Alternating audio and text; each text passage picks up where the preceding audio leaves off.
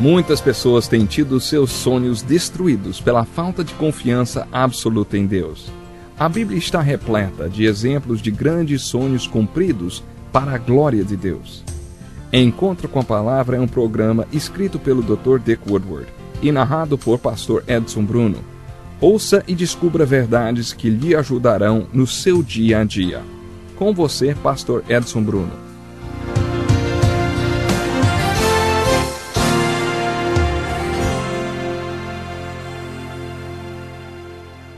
Que felicidade grandíssima estarmos mais uma vez juntos para o encontro com a Palavra. Por favor, agora pegue sua Bíblia e abra no seu 5º livro, o livro de Deuteronômio. Participe do encontro com a Palavra em mais um estudo da inspirada Santa Palavra de Deus, escrita para você e para mim. O livro de Deuteronômio é uma coleção de sermões pregados por Moisés. Já vimos juntos vários deles em nossos estudos anteriores e hoje estudaremos mais sobre os importantes sermões de Moisés. No capítulo 17 de Deuteronômio há uma profecia e uma norma de conduta para o povo de Deus. Moisés era um profeta e um profeta fazia duas coisas. Ele profetizava e pregava a palavra de Deus. Algumas vezes ele fazia essas duas coisas juntas. Na maioria das vezes ele não exercia o papel de profeta, fazendo previsões. Ele apenas pregava a palavra de Deus. Mas às vezes ele profetizava e pregava a palavra de Deus. No capítulo 17 ele fez as duas coisas. O povo ainda não tinha um rei. Ele só teria um rei 500 anos mais tarde. Mas Moisés anunciou para eles: quando vocês entrarem nessa terra, um dia decidirão que querem um rei. Eu não acredito que Deus quisesse que eles tivessem um rei. Mas Moisés previu isso. Vocês vão querer ter um rei e Deus dará um rei a vocês. Quando isso acontecer e vocês o tiverem coroado, e ele já estiver cumprindo o seu mandato, quero que vocês o façam reinar sobre essas leis que eu anunciarei agora. Quando ele for coroado e sentar-se no trono como rei, deverá copiar essas leis do livro que estará com os sacerdotes levitas. A cópia dessas leis deverá ser sua constante companheira. Ele deverá lê-la todos os dias da sua vida para que aprenda a respeitar o Senhor, seu Deus, obedecendo todos os seus mandamentos. Essa leitura constante da palavra de Deus o impedirá de sentir-se melhor do que seus co-cidadãos. Também o impedirá de se desviar o mínimo que seja das leis de Deus e assegurará que ele tenha um reinado bom e duradouro. Então seus filhos o sucederão no trono. O primeiro rei bom que Israel teve foi Davi. Nos Salmos, Davi nos deu a descrição de um homem abençoado por Deus. Ele disse que o homem abençoado por Deus, não é abençoado por acaso ou por coincidência. Suas bênçãos são um banquete de consequências. Ele é abençoado porque é um homem que crê na palavra de Deus. Ele ama a palavra de Deus e tem prazer nela. Ele medita nela dia e noite. Por isso ele é como a árvore que tem suas raízes firmadas em solo fértil. E é por isso que Deus o abençoa. De onde Davi tirou essa revelação? Acho que ele próprio era um homem abençoado. Creio que ele amava a palavra de Deus e meditava nela dia e noite, e ele fazia isso porque Moisés prescreveu uma lei, dizendo que quando o povo de Deus tivesse um rei, esse rei deveria, de próprio punho, fazer uma cópia dos 5 primeiros livros da Bíblia e viver com eles, e meditar neles dia e noite. Não seria maravilhoso se tivéssemos essa lei no Brasil? Sempre que um presidente tomasse posse, a primeira coisa que faria seria passar algumas semanas em Brasília, transcrevendo com as próprias mãos os livros de Gênesis, Êxodo, Levítico, Números e Deuteronômio. Isso seria incrível, não? Não é verdade? Não seria incrível se pudéssemos dizer: Senhor presidente, a primeira coisa que o senhor deve fazer nas primeiras 2 horas do dia, todos os dias, é meditar nessa palavra. Leia diariamente a palavra de Deus. E não seria maravilhoso poder reivindicar isso dos presidentes, reis ou primeiros ministros? Não só do Brasil, claro, mas de todos os lugares do mundo. Moisés passou as leis para o rei, que ele sabia, o povo teria um dia. No capítulo 18 de Deuteronômio há um sermão muito forte contra o ocultismo. Deus não aprova coisas como previsão do futuro ou mediunidade. Nesse sermão nós lemos, Moisés escreveu: nenhum israelita deve praticar a magia negra ou pedir proteção aos espíritos malignos, nem prever o futuro, nem ser encantador de serpentes, médium, mago ou invocador de espíritos de mortos. Qualquer um que fizer essas coisas será objeto de horror e desgosto para Deus. Deus eliminará essas nações dessa terra porque elas praticam tais coisas.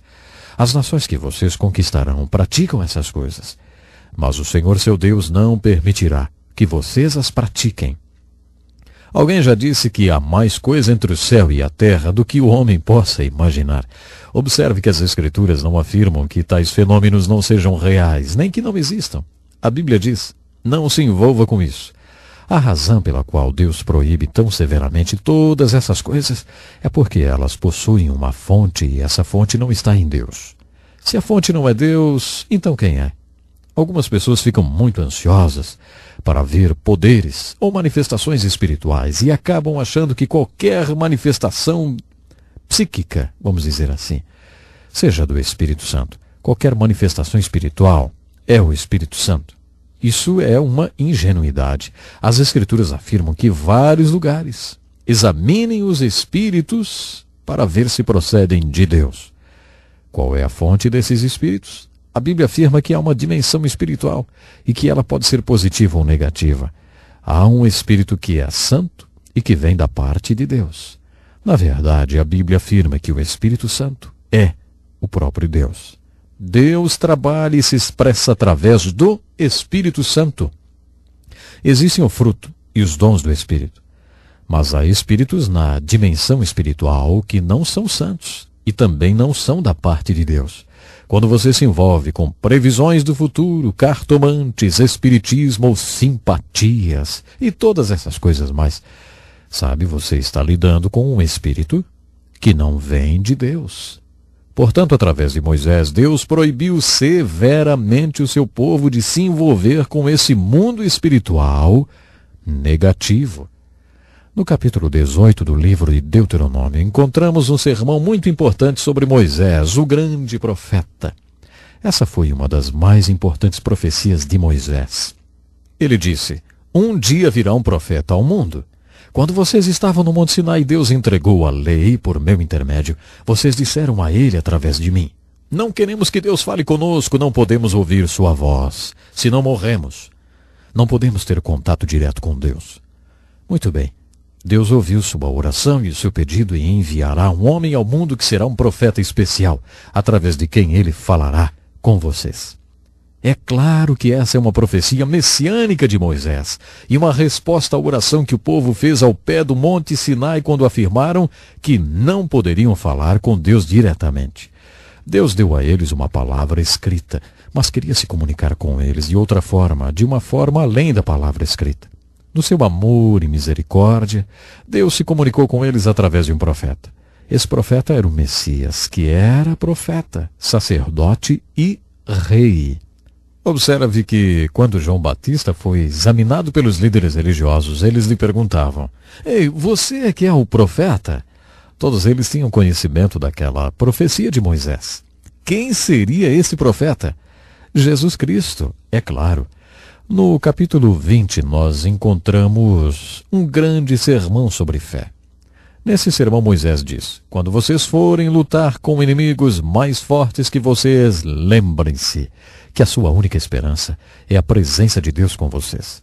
Lembrem-se de que o que vocês precisam para atacar o inimigo mais forte do que vocês é a fé. Para dar uma demonstração dessa fé, quando vocês marcharem contra inimigos mais poderosos que vocês, os sacerdotes e oficiais devem se levantar e perguntar: alguém de vocês está com medo? Então volte para casa. Nós não precisamos de você. Algum de vocês acabou de plantar uma vinha? Pode ser que você seja morto e alguém comerá o fruto da sua vinha. Gideão aplicou esse sermão quando estava saindo para lutar contra os midianitas. O seu exército era composto de 32 mil soldados que lutariam contra centenas de milhares de midianitas. Deus o lembrou da profecia de Moisés e disse: Ei, Gideão, pergunte a essa gente. Algum de vocês está com medo? Então vá para casa. Gideão fez isso e 22 mil homens voltaram para casa. Gideão, então, só tinha 10 mil homens e Deus disse: Puxa, Gideão, você tem muita gente ainda, você tem 10 mil pessoas.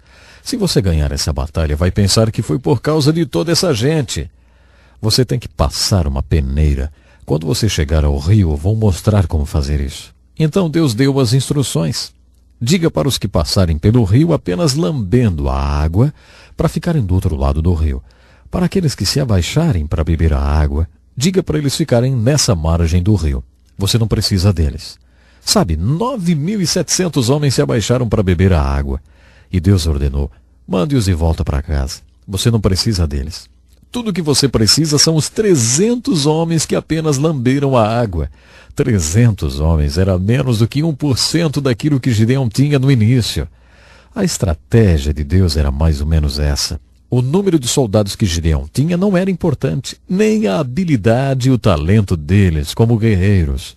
O que realmente importava é que Deus estava com eles. O poder da presença de Deus seria o mesmo com 300 soldados ou com 32 mil soldados.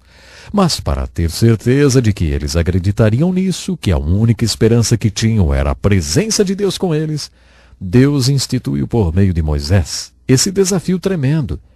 Davi acreditou. Todos os homens de Deus acreditaram. Davi declarou: a batalha é do Senhor. Certo dia, um grupo de pastores estava almoçando em uma base militar muito importante, onde estavam guardados os melhores jatos do exército americano. Eles nos mostraram todos os aviões e um pouco do poder de fogo que eles tinham. Um pastor presbiteriano velhinho me puxou de lado e disse: Ei, em Deus nós confiamos. Não é o que nós dizemos? Não é o que está na nossa moeda?